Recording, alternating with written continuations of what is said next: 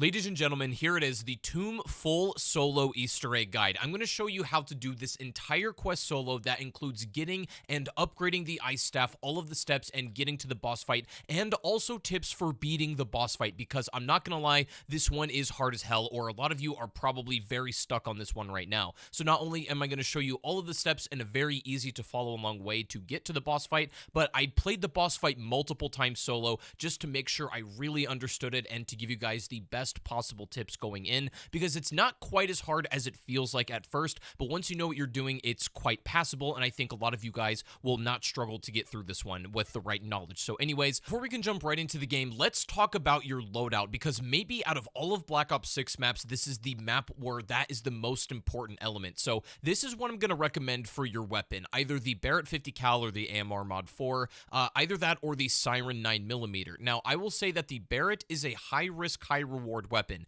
It's really bad at crowd control, and a lot of steps in this Easter egg involve crowd control. So you can run the Barrett 50 cal, and it's not very good for the actual Easter egg quest. You want a more fast-firing bullet weapon for that. However, the payoff is in the boss fight. So I'm going to recommend this, but if you want to go with a little bit of an easier-to-use gun, either go with the Siren 9mm or the AS Val Assault Rifle. Any of those will be fine for this Easter egg. Now, your Gobblegums, if you have them, I'm strongly going to recommend Hidden Power, Perkaholic, Idolize, and specifically Raindrops. Anything else is a little bit optional, but these four specifically you're going to want to bring in. If you don't have them, that's totally fine. You'll have plenty of time in the game to set up, get all your perks, and you get a legendary weapon, so don't worry if you don't have these Gobblegums, but they are going to make your life easier if you've got them. But anyways, assuming you have your loadout all ready to go, we're going to go ahead and jump into the game. Now, the first couple of rounds, you're going to be over here in this dig site spawn room, and the only thing you really need to focus on doing is acquiring points. The map is one giant circle that loops around back on itself, and that's all you need to know. So there's not really a right or wrong way to go when you're buying the doors,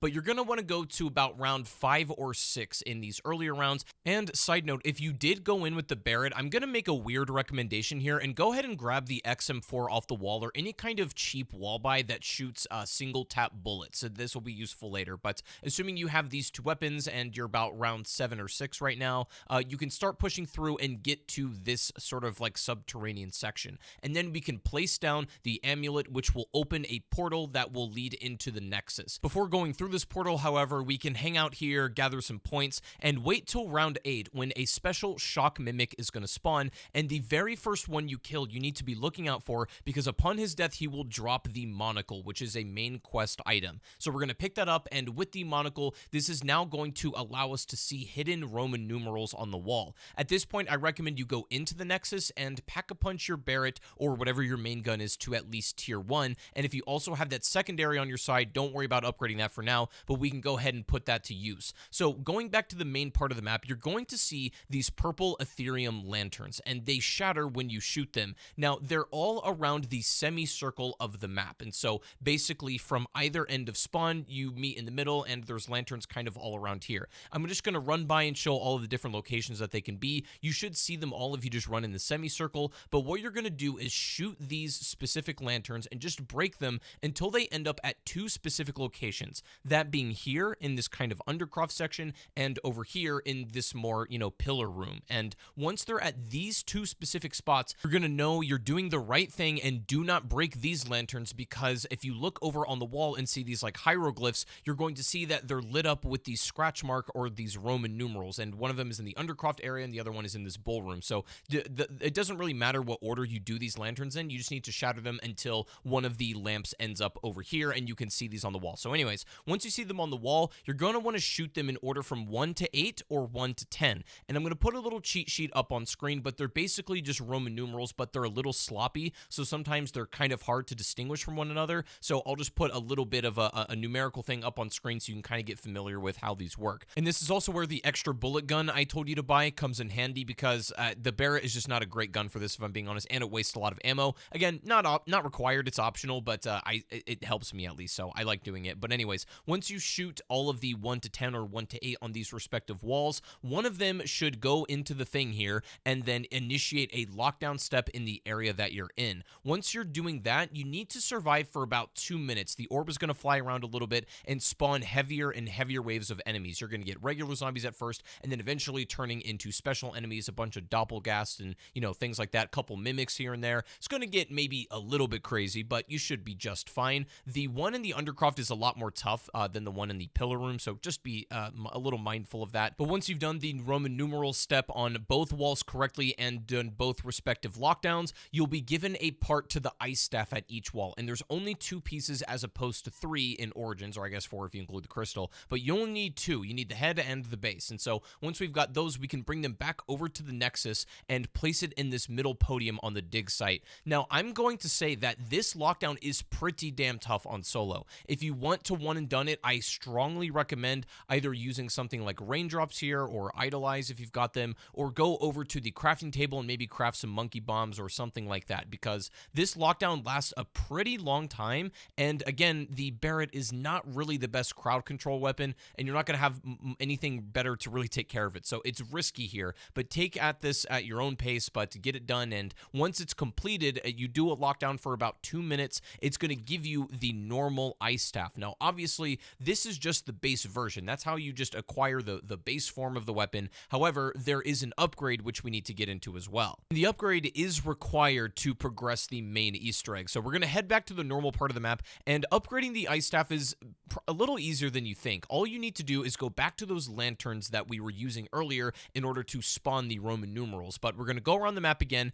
and we're going to shoot these lanterns just a couple of times to get them kind of lined up in some kind of relative distance. And what you need to do is shoot 3 of these with your ice staff. You've got to hit 3 of the flaming crystals in a window of about 10 seconds or so. So what I like to do is line them up to where there's like 1 lantern outside, 1 here in this Undercroft, and then another one kind of close towards spawn. You can see my route here. I'm going to hit one, and also please note you can hit these from very far away, so don't be afraid to kind of like get some distance a little bit. You'll shoot your first one, and then your timer begins, and then you want to run as quickly as you can to the second and third one. And if you've done that correctly in the in the shortest amount of time possible, or at least within the window, you should get a quote saying that you've done it, and you'll get a little bit of music. You'll get this kind of like completion sound that you've done this step correctly. If you don't get this one right at first, don't worry about it. You can reset your lanterns and always try again. You just got to hit 3 in a span of about 10 seconds. That's really the whole point. But once you've done that, we can now head over back to the Nexus,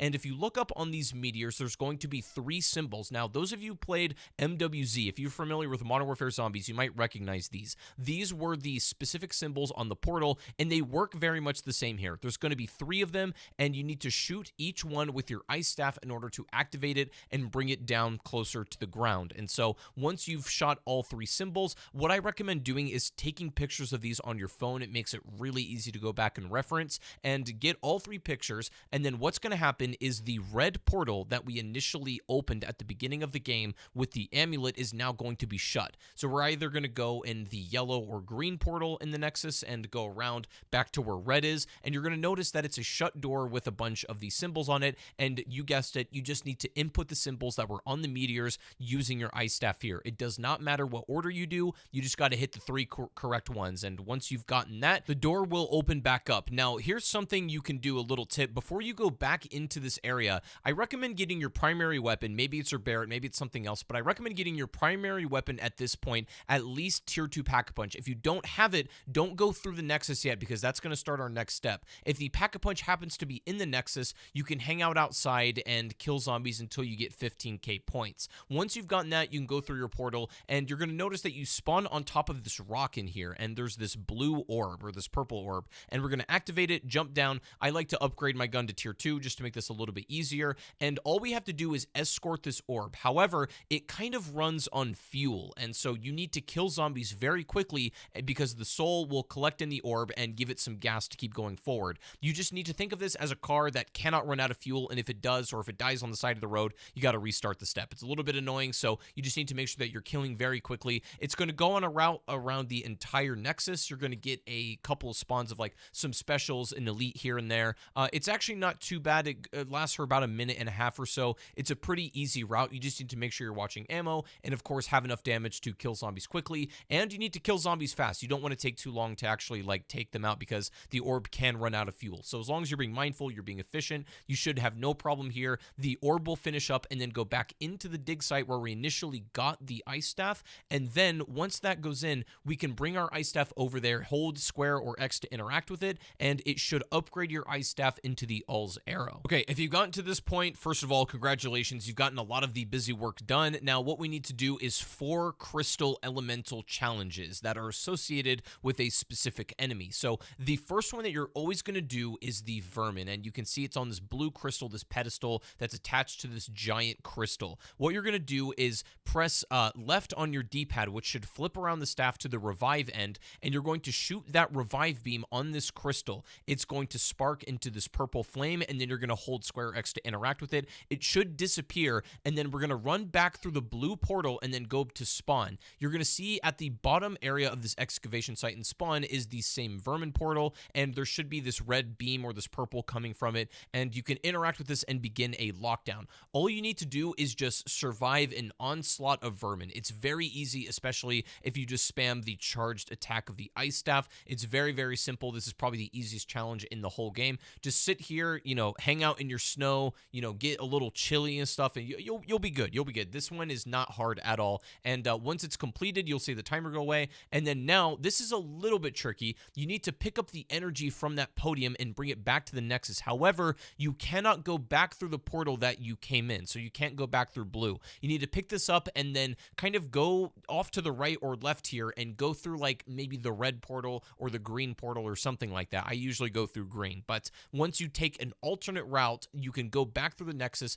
and then place that energy on the original podium. You just don't want to make sure you get hit a couple times, otherwise it will get rid of the energy for you, so you want to protect that. But once you've placed that down, it should begin the second one, and our second challenge is actually the parasites just to the left of it. Should be this yellow crystal. You can once again flip around the staff to use the revive shot and break that crystal, and you're going to see it go up in purple flame, interact with it, and then now we're going to run through the yellow portal. You guessed it. Now, this challenge is different. It's not surviving an onslaught. What you need to do is activate the podium, and then the energy that it's going to require is that you need to kill parasites that drop the purple orb, which is very similar to upgrading the wonder weapon on Terminus, right? You're going to see these energy orbs come out, and all you need to do is step over them to pick them up, and then you walk them back over to the center podium to place them in. You need to do like 8 or 9 of these.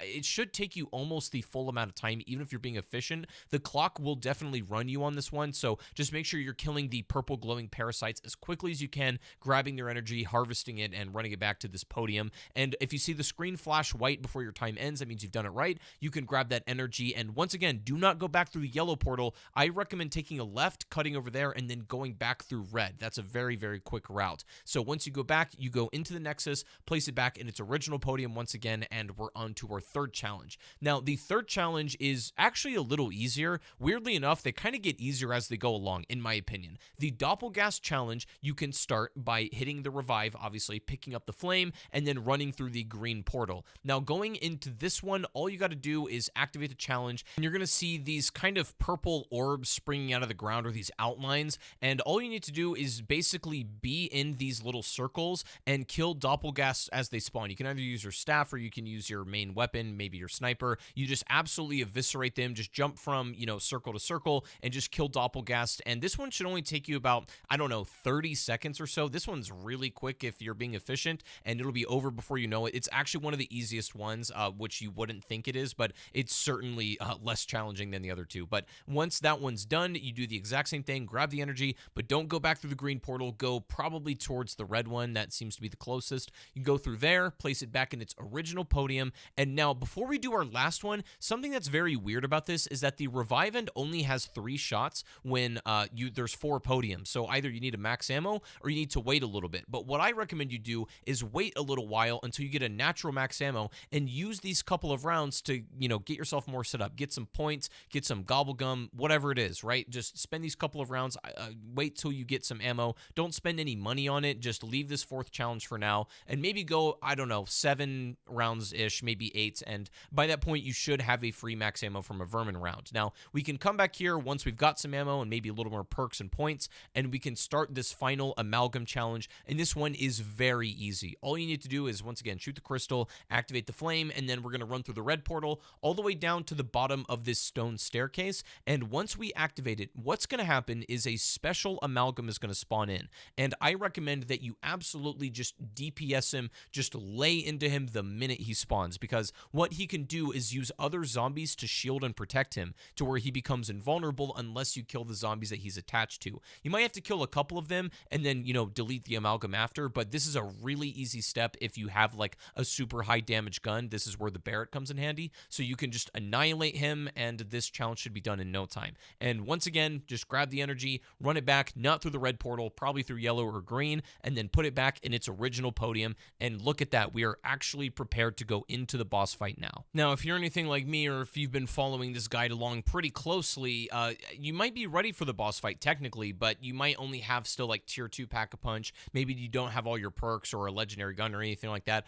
I recommend you spend the next couple of rounds getting some very specific things, and your gobblegum pack comes into play here. I'm going to recommend some ultra specific stuff, so just bear with me for a second. Definitely have your ice staff obviously upgraded, and then also bring in, again, the Barrett if you got it, or any other primary weapon. Make sure it is tier 3 pack-a-punched and legendary. That is a non-negotiable. Play until you have to get those things. And also make sure you have all of your perks. Make sure you have a mutant injection to bring into the fight from a crafting table. Bring some Gersh devices if you can, although these are not mandatory. And then for your gobblegum, I actually recommend, even if you have a perkaholic on, and if you have some to spare, bring a perkaholic in. Also bring in idolize and bring in raindrops if you can. If you have these gobblegum, you have this entire setup, you should be good to go. And I also recommend changing to Ether Shroud as your field upgrade if you haven't done already. So let's get into this boss fight, because this one is very tricky and it's tripping a lot of people up. Okay, so the boss fight is not really a boss at all. It's just literally the Sentinel artifact. We're just fighting the thing. So it's not an actual like big bad guy first and foremost. But this boss fight, you want to get very familiar with this arena, and it starts out pretty chill. Once you activate it, basically the Sentinel artifact is just going to spin around shooting a laser. You want to avoid these lasers at all costs. This one right in the beginning is not going to kill you, but get in a habit of just not playing around with these. You can prone under them, you can get behind walls to block yourself, you can crouch under them, whatever it is. You just want to avoid this laser. Now, what I'm going to recommend you do in this initial stage is sit in a corner and just sit in your ice staff, right? Just spam the ground with a charged shot. Zombies will not be able to hit you, and just wait till they rotate and spin for a little while. Eventually, they're going to stop and go purple. Once this happens, you have a limited window to shoot it and break it. If you miss, you really won't get any damage. You need to actually shatter it, and this is why I recommend the Barrett, because it is absolutely insane for this. If you fail to break it, not only will you not get the damage, but it will spawn in a special enemy type that the orb got over to as well with the corresponding statue, so you just don't want to let that happen. This is for the initial stages. Once you break that first Sentinel artifact, you're going to notice that it's going to split, and now there's 2 of them, and there's 2 lasers on the field. So rinse and repeat, do the same thing, pick a corner, post up, wait about a minute or so, wait for them to go purple again, and then use your primary weapon to shatter both mirrors, and use your ice staff to protect yourself. You really want to be efficient with these and make sure you shatter those mirrors. Once you've done that correctly, it should then split into 4. These are where they get really dangerous, and at this point, once 4 lasers are out, under any circumstances, do not go to the upstairs section unless you have absolutely no ammo and there's no other choice to go and get it. Maybe then you can go upstairs, but under any conditions, do not go upstairs. Stay in the downstairs section. There's a lot more cover at the walls here, because basically what's going to happen from this point is that the lasers will stun lock you into enemies that are essentially an insta-kill. A couple of enemies are going to spawn after you break one of these 4 mirrors. You only need to shatter 1 this time to initiate the next step.